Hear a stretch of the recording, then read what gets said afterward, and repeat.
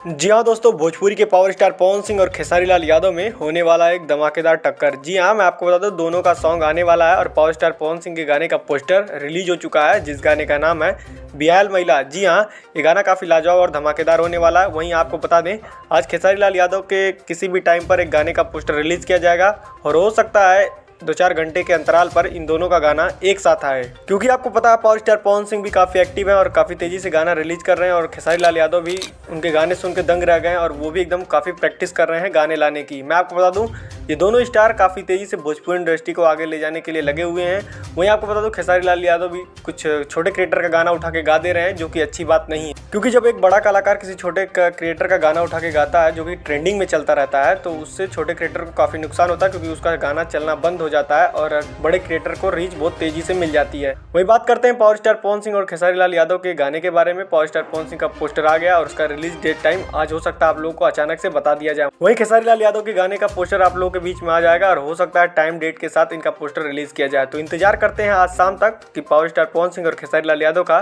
कब और कैसे गाना आ रहा है। तो चलिए फिलहाल के लिए बस इतना ही। ऐसे भोजपुरी अपडेट को जानने के लिए हमारे चैनल को लाइक शेयर सब्सक्राइब करना ना भूलें।